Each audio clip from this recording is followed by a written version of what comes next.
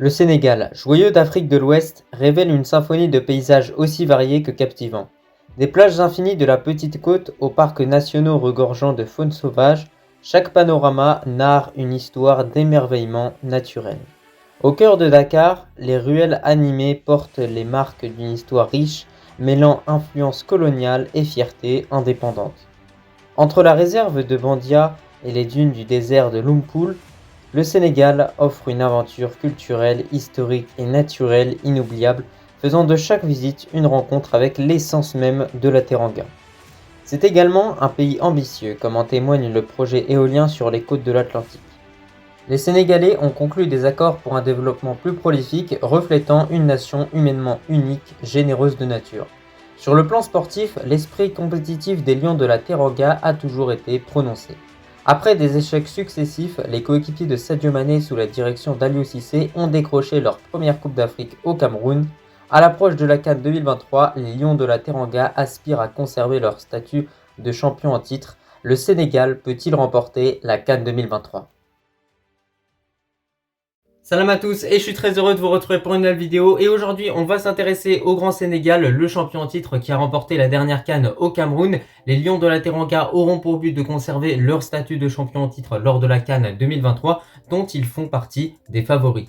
Mais juste avant qu'on commence avec cet épisode de l'avant-CAN, si ce n'est pas fait, je t'invite à t'abonner, à liker et à commenter cette vidéo. Et en tout cas, un très grand merci à l'ensemble des personnes qui feront ça. Et bien évidemment, en tant que Marocain, tous les Sénégalais sont le bienvenu sur la chaîne. On entame comme toujours cet épisode avec l'historique du Sénégal au niveau des CAN et au cours de leur histoire, les Sénégalais ont remporté une seule CAN, c'était lors de la dernière CAN qui se déroulait du côté du Cameroun en 2022 et cette CAN a été décrochée grâce à un parcours brillant des Sénégalais, des Lions de la Teranga qui ont clairement rien lâché et tout donné jusqu'au bout. Avant de remporter cette CAN 2022, le Sénégal avait été finaliste lors de la CAN 2019 face à l'Algérie. Du coup, ils se sont inclinés sur le score d'1-0 et n'ont pas pu décrocher leur première CAN au niveau de leur histoire. Et les Sénégalais ont également été finalistes lors de la CAN 2002 qui se déroulait au Mali. Mais c'est donc une certitude, pour cette CAN 2023, les hommes d'Aliou Cissé auront pour ambition d'encore une fois écrire une page de l'histoire de leur pays, ça c'est clair, ils auront clairement pour ambition, pour but de remporter une deuxième CAN et peut-être d'écrire un peu plus l'histoire du football sénégalais. On passe à la qualification à cette CAN 2023 pour les Sénégalais qui sont tombés dans un groupe qui n'était pas si évident que ça, composé du Rwanda, du Mozambique et du Bénin. Au final, ils ont quand même tout de même survolé ce groupe-là en finissant avec 14 points au total. On a 4 victoires pour 2 matchs nuls, donc voilà, le bilan est vraiment bon dans l'ensemble. Au final, on a une équipe qui n'a pas perdu de match, donc c'est vraiment un très très bon point. Et on a surtout une équipe qui de l'autre côté a seulement encaissé 4 buts. Donc j'ai envie de vous dire que de façon générale, le Sénégal possède plutôt une bonne défense, donc ça c'est une grosse qualité que cette équipe possède bien évidemment. Et la plupart des buts qu'ils ont pu prendre justement, c'était lors de matchs qui n'avaient pas réellement d'enjeu, étant donné que le Sénégal était déjà qualifié depuis un certain moment à cette Coupe d'Afrique en Côte d'Ivoire. Mais sinon, au cours de cette campagne de qualification, plusieurs performances restent mémorables pour les Sénégalais, comme la belle victoire sur le score de 3-1 face au Bénin lors de la première journée. D'entrée, les Sénégalais ont montré qu'ils étaient réellement les patrons dans ce groupe-là. Et ensuite, on a également une très jolie victoire qui a été arrachée à l'extérieur face au Mozambique. C'était un match qui était compliqué et au final, les Sénégalais ont su montrer du réalisme et prendre les 3 points qui étaient nécessaires pour se placer en tête de ce groupe. Plusieurs Lions de la Teranga ont brillé au cours de cette campagne de qualification pour la CAN 2023. On a bien évidemment le grand, le seul et l'unique Sadio Mané et également Boulaye Dia. On va désormais s'intéresser à l'effectif et à la composition de cette équipe sénégalaise. Et tout d'abord, ce que j'ai remarqué, c'est qu'en constituant ce 11 type, c'est que justement Aliou Cissé fera face à énormément de dilemmes justement déjà au niveau du 11, mais avant ça même au niveau de sa liste. Franchement, il y aura des gros choix à faire bien évidemment, des choix qui seront payants ou qui ne seront pas payants, on verra par la suite ce que ça donnera, mais en tout cas courage au coach sénégalais parce que comme Walid Regragui, lui aussi il devra trancher entre certains joueurs et ça va pas être évident pour lui. Mais quoi qu'il arrive, cet effectif il possède énormément de qualité, on a beaucoup de joueurs qui évoluent au haut niveau et surtout on a un effectif qui est assez complet avec d'un côté des étoiles montantes comme Pape Matar Sarr et de l'autre côté des joueurs un peu plus expérimentés comme Sadio Mané ou Kalidou Koulibaly. Donc c'est un effectif qui dans l'ensemble est complet et aussi un effectif qui a de la stabilité parce que depuis cette CAN 2022 justement cet effectif n'a pas énormément changé, donc les joueurs se connaissent bien entre eux, il y a des automatismes qui sont déjà présents et ça c'est vraiment une donnée à prendre en compte. On commence le 11 avec le gardien et j'ai choisi Edouard Mendy. C'est plutôt logique, c'est lui qui est habitué à occuper cette fonction de gardien dans cette équipe sénégalaise en tant que titulaire. Alors oui, depuis qu'il a rejoint le championnat saoudien, c'est un peu plus compliqué. On voit un gardien qui fait des boulettes, qui n'est pas forcément à son meilleur niveau. Mais justement, ce n'est pas en ne le faisant pas jouer que ce joueur-là justement va récupérer sa confiance. Il faut le faire jouer. Je pense que Aliou Cissé peut jouer un rôle là-dedans. Aliou Cissé peut lui permettre de retrouver la confiance qu'il avait parce qu'on sait que Edouard Mendy, lorsqu'il avait la confiance, lorsqu'il enchaînait les bonnes prestations, c'était vraiment un gardien qui était inarrêtable et c'était un gardien qui, à lui tout seul, était capable de te faire justement remporter un match. Il l'a montré à plusieurs reprises, vraiment des milliers de fois avec Chelsea. Donc, il faut vraiment qu'il pense fort à ça et qu'il essaye justement de sortir encore une fois des performances qui peuvent permettre au Sénégal d'être encore une fois sur le toit de l'Afrique. On avance dans ce 11 et en tant que défenseur droit, j'ai aligné Youssouf Sabaly. Écoutez, franchement, même s'il y a beaucoup d'incertitudes par rapport à sa présence lors de la prochaine Coupe d'Afrique en Côte d'Ivoire, ça n'empêche pas que pour moi, il reviendra bien, qu'il pourra être prêt pour la compétition. Alors, est-ce qu'il sera à son meilleur niveau? On se pose la question justement. Mais de façon générale, je trouve que ça a été vraiment toujours un latéral qui a su tenir sa place de titulaire avec cette équipe sénégalaise, malgré le fait que quand même, il y a de la concurrence à ce poste-là. Donc voilà, chapeau déjà pour lui. Je le trouve également sous-coté. Je trouve qu'il met le bon impact offensivement et défensivement. Il sait bien faire la navette. Donc voilà, moi de façon générale, je le trouve honnêtement très sous-coté. Youssouf Sabaly, n'hésitez pas à me donner en commentaire votre avis par rapport à ce joueur-là. Mais sinon, en cas de blessure confirmée pour lui et en cas de forfait confirmé, on peut mettre à sa place Diatta ou même Formose Mendy, qui sont deux joueurs qui pourraient tout à fait faire le taf justement à ce poste de latéral droit.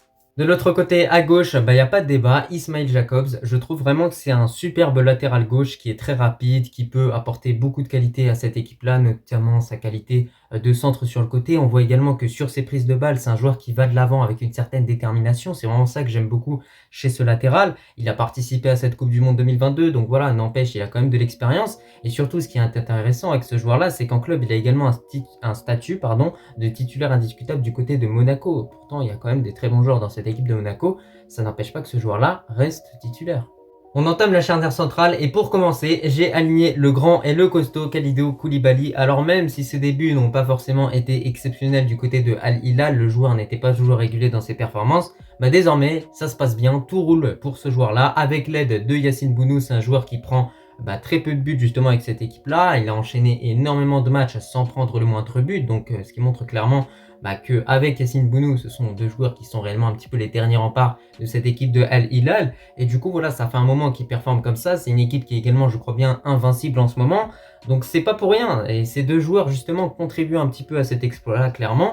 Et surtout, on voit qu'il est vraiment relancé et que c'est un leader dans cette équipe sénégalaise. C'est un joueur très important. C'est le joueur qui a également qualifié le Sénégal pour les huitièmes de finale de la dernière Coupe du Monde. Donc voilà, il aura bien évidemment son rôle à jouer pour cette CAN en Côte d'Ivoire. Pour accompagner Koulibaly, on a le choix entre Abdou Diallo et Niakhaté. La relation entre ces deux joueurs-là est d'ailleurs vraiment très mauvaise. On voit qu'il y a une concurrence qui est vraiment malsaine et ça c'est dommage. Il devrait y avoir un esprit de bonne guerre entre ces deux joueurs-là pour être titulaire dans cette équipe sénégalaise. Donc moi j'ai aligné Niakhaté. Je pense que ça reste un très bon défenseur qui évolue au haut niveau du côté de Nottingham Forest en Première Ligue.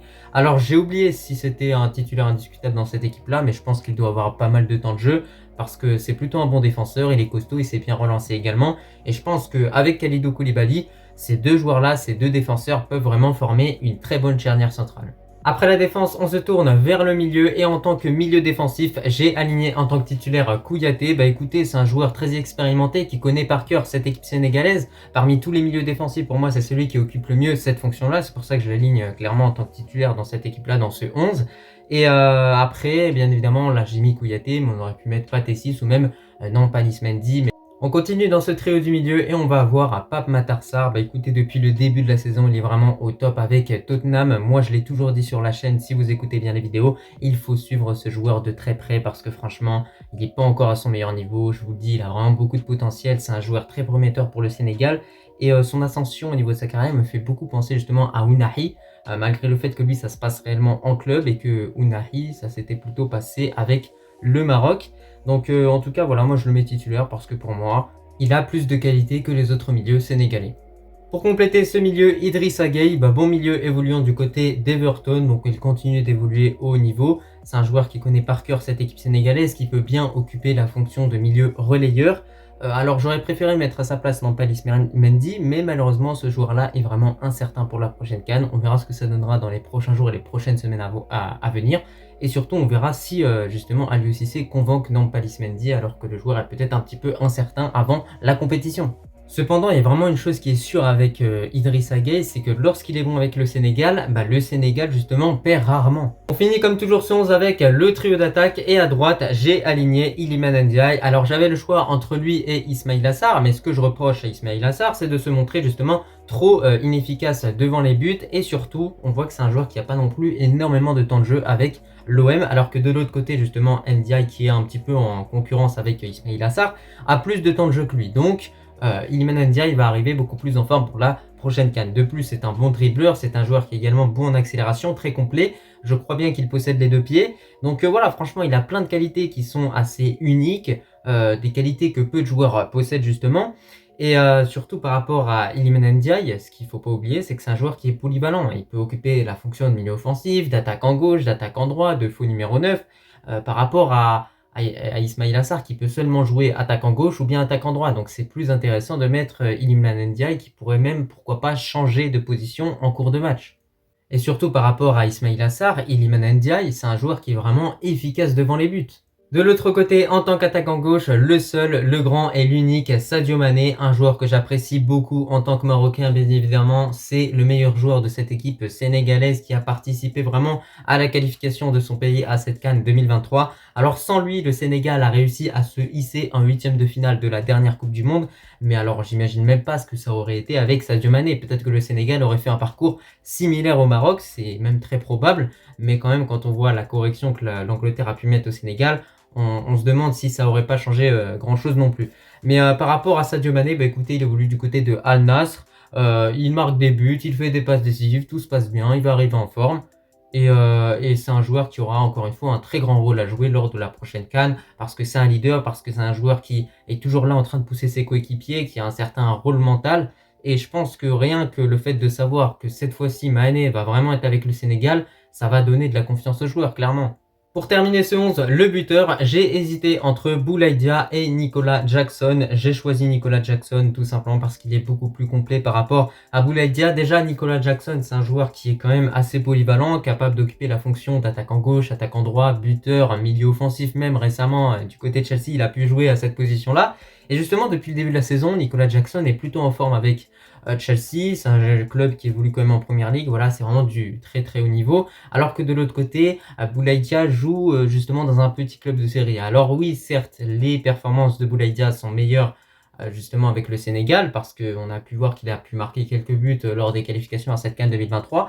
Mais ça n'empêche pas que pour moi, Nicolas Jackson peut peut-être être un peu plus tueur devant les buts par rapport à un joueur comme Boulaïdia. Donc on verra ce que ça donnera. Bon c'était un petit peu tout pour cette composition. On remarque qu'on a vraiment un 11 solide avec une bonne défense, un bon milieu et une attaque de feu. Croyez-moi que si vous alignez ce 11 justement durant la prochaine CAN, le Sénégal fera vraiment très mal. On a beaucoup de joueurs qui sont au top de leur forme. Pape Matar Sarr, Kalidou Koulibaly, on a également Sadio Mané. On voit que voilà, vraiment à tous les postes, il y a des joueurs qui se portent plutôt bien. On espère que Edouard Mendy va revenir à son meilleur niveau bien évidemment. Et surtout au niveau des doublures à tous les postes, moi je trouve que ça tient complètement la route. Aujourd'hui je vous ai donné un 11, mais il y a des joueurs qu'on aurait pu aligner comme Crépin Diatta pardon. Il y a également tout simplement Famara Diédhiou en tant que buteur. Enfin voilà, il y a plein d'alternatives en tout cas dans cette équipe là. Donc hâte de voir ce que Aliou Cissé va pouvoir proposer en tout cas au niveau de sa composition. Mais moi je trouve en tout cas que mon 11 reste cohérent et rationnel. Pour cette CAN 2023, les hommes d'Aliou Cissé n'ont pas été gâtés étant donné qu'ils figurent dans le groupe de la mort avec la Guinée, le Cameroun et la Gambie. Alors tout d'abord concernant le Cameroun, on sait que c'est le principal concurrent qui se battra aux côtés du Sénégal pour finir en tête de ce groupe-là. Alors récemment, il y a quelques mois, le Sénégal avait battu sur le score de 1-0 le Cameroun en match amical, mais on sait que entre cette équipe camerounaise en match amical et cette équipe camerounaise en Coupe d'Afrique, il y a une certaine différence. Donc ça, c'est vraiment quelque chose à prendre en compte et c'est pour ça que les Sénégalais devront être méfiants et ne devront pas partir avant ce match en se disant bah ça y est, on a les 3 points parce qu'on les a déjà battus il y a quelques mois. Ensuite, tu as la Guinée, étoile montante depuis quelques années en Afrique, une équipe qui progresse d'année en année petit à petit, qui commence à avoir des individualités très intéressantes, comme en témoigne Guirassy, l'attaquant de Stuttgart, qui vraiment enchaîne les buts en Bundesliga.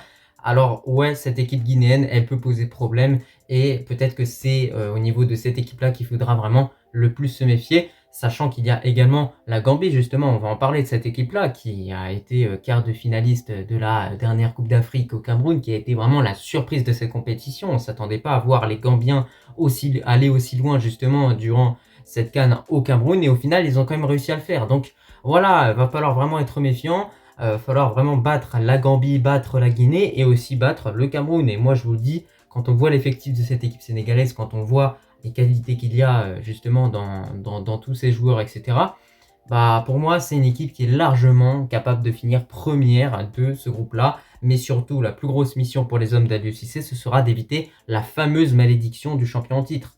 Si vous ne le savez pas, à chaque fois qu'un champion en titre revient en compétition lorsqu'il a remporté la dernière CAN, bah, il se fait toujours éliminer lors du premier tour. On a eu l'exemple notamment avec l'Algérie qui avait remporté la CAN 2019, qui s'est fait éliminer dès le premier tour de la CAN 2022. On espère que ça n'arrivera pas au Sénégal. En tout cas, moi, en tant que Marocain, j'espère pas que ça leur arrivera parce que c'est une équipe que je vais supporter, bien évidemment, parce que c'est un pays frère par le peuple et par la politique. Malgré la difficulté importante de ce groupe-là, je vois tout de même les Sénégalais finir en tête, suivi du Cameroun avec la Guinée en troisième et pour finir en lanterne rouge, la Gambie. Ça va être compliqué, il va falloir remporter le maximum de matchs et surtout, il va falloir prendre les matchs un par un et jouer sérieusement chaque match parce qu'on sait que lors de la phase de poule de la CAN 2021, ça n'a pas été évident pour les hommes d'Aliou Cissé qui ont fait, je crois bien, une première victoire face au Zimbabwe, ensuite un match nul et ensuite ils ont quand même réussi à se qualifier à la fin. Mais c'était pas facile, ça je m'en rappelle en tout cas. Mais en tout cas, je pense et j'espère que les coéquipiers de Mané vont vraiment, avec maturité, assumer leur statut de champion en titre et finir largement en tête de ce groupe-là. Pour clôturer cette vidéo, mon pronostic personnel sur le futur parcours des Lions de la Teranga lors de la CAN 2023. Mais avant que je vous donne mon propre pronostic, je vais vous laisser avec mon frère sénégalais Moussa qui va tout simplement vous donner son point de vue à l'approche de cette CAN en Côte d'Ivoire. Salam, j'espère que vous allez bien. Bonjour à tous les Sénégalais qui nous regardent. Merci à El Rockman de m'avoir invité pour cette vidéo, ça fait plaisir. Mon pronostic pour le parcours de l'équipe du Sénégal pour cette CAN 2024, j'espère évidemment qu'on va conserver notre titre de champion d'Afrique. C'est toujours compliqué de jouer une compétition en tant que champion en titre, donc ça va pas être facile de passer les poules, surtout dans un groupe qui n'est pas forcément évident. Mais je fais confiance à Aliou Cissé et les Lions de la Teranga pour me faire mentir là-dessus. Le Sénégal, ça reste l'un des favoris de la compétition, donc j'espère à minima une place sur le podium, mais l'objectif principal, ça reste évidemment de gagner la CAN. Je serais extrêmement déçu si on devait être éliminé avant les demi-finales. On a clairement les qualités et l'expérience pour aller loin dans cette compétition, avec des joueurs comme Mané, Koulibaly, Sarr, Jackson, etc. Ça se passe pas toujours très bien en club, mais je sais que quand ils porteront le maillot de l'équipe du Sénégal, ils vont se donner à 200% et ils vont accomplir leur devoir. Donc avec une équipe en bonne santé, Inch'Allah, j'espère qu'on va gagner la compétition. Voilà mon pronostic. Merci encore Elias pour l'invitation et surtout Sénégal Rec. J'espère que cette petite intervention de Moussa vous a plu. Maintenant, c'est à moi de vous donner mon pronostic par rapport au Sénégal. Bah déjà, comme je l'ai dit, par rapport à la phase de groupe, je vois les Sénégalais finir en tête de leur groupe, tomber face à un adversaire plus ou moins abordable en huitième de finale, passer les huitièmes de finale, passer également les quarts de finale, arriver dans le dernier carré. Et à partir de ce moment-là, je ne saurais pas un petit peu vous prédire la suite. Parce que voilà, le Sénégal peut peut-être tomber avec le Maroc, peut peut-être tomber avec l'Algérie qui est sa bête noire, peut-être l'Égypte aussi qui est une équipe dont il faut toujours se méfier. Donc on a hâte de voir ce qui va se passer, mais pour moi, le Sénégal a largement les capacités pour encore une fois fournir un très bon parcours et aller jusqu'au dernier carré, voire remporter tout simplement le trophée. Voilà, ils ont vraiment tout ce qu'il faut à leur disposition pour aller au plus loin, c'est clair. Selon moi, le Sénégal est le plus gros favori pour la CAN 2023, mais ce qui pénalise réellement le plus cette équipe-là, c'est tout simplement son plus gros défaut, c'est-à-dire son manque de réalisme offensivement. C'est quelque chose qui a posé problème à cette équipe justement lors de la Coupe du Monde 2022 face à l'Angleterre en début de match. Ils ont eu des occasions pour prendre justement l'avantage et ensuite pouvoir jouer défensif et jouer en contre. Ça aurait pu être intéressant franchement si Boulaïdia n'aurait pas loupé son occasion. Il y en a eu également d'autres. Il y a également eu ce match amical au Sénégal face à l'Algérie, match amical que le Sénégal aurait dû remporter 100 fois parce que ils ont eu vraiment énormément d'occasions et ils ont vraiment beaucoup loupé. Donc voilà, c'est dommage. Si le Sénégal arrive à améliorer cet aspect-là, Et croyez-moi que cette équipe-là, sur la scène continentale et mondiale, internationale, sera vraiment inarrêtable. Donc je me répète encore une fois, mais cette équipe a absolument tout pour aller au plus loin. Il faut seulement que Aliou Cissé réussisse encore une fois à créer un groupe avec de la cohésion, avec de la confiance. Et par exemple, quand on voit ce qui peut se passer entre Niakhaté et Abdou Diallo, les tensions qu'il y a pu avoir entre ces deux défenseurs, c'est un petit peu dommage parce que c'est ce genre de tensions qui vont venir un petit peu minimiser un petit peu les performances du Sénégal et un petit peu détruire la cohésion qu'il peut y avoir tout simplement dans le groupe, parce que voilà, souvent on sait qu'il y a de la concurrence, mais il faut que ce soit plutôt une concurrence en mode un petit peu bonne guerre. Je sais pas si vous voyez ce que je veux dire un petit peu. N'hésitez pas à me donner votre avis en commentaire par rapport à tout ça. En tout cas, de mon côté, en tant que Marocain, je souhaite le meilleur à nos frères sénégalais. Inch'Allah, je leur souhaite d'aller le plus loin possible. Honnêtement, j'espère que le Maroc va bien évidemment remporter la Coupe d'Afrique, hein, c'est carrément logique, mais en cas de défaite du Maroc ou si le Maroc n'arrive pas à atteindre son objectif, vers quelle équipe je me rangerai? Le Sénégal, parce que c'est un pays qui nous a toujours suivis en fait. C'est un pays qui est frère par le peuple, un pays qui est frère par la politique, un pays qui a toujours reconnu le Sahara marocain. Donc voilà, c'est pas rien, il y a toute une histoire entre nos deux civilisations et ça, je trouve que c'est vraiment fantastique, c'est magnifique même. Donc en tout cas, j'ai hâte dans quelques années de me rendre à Dakar pour y rencontrer tout simplement des abonnés. Donc n'hésitez pas à me faire signe en commentaire tous ceux qui sont de Dakar, bien évidemment. En tout cas, j'espère que cette vidéo de l'avant-CAN t'a fait plaisir, j'espère qu'elle t'a plu. Moi, c'était vraiment un plaisir en tant que Marocain de la faire parce que comme je vous l'ai dit, le Sénégal, c'est vraiment un pays qui est très proche du Maroc. En tout cas, je remercie tous ceux qui ont regardé cette vidéo dans son entièreté et je vous dis tout simplement à la prochaine.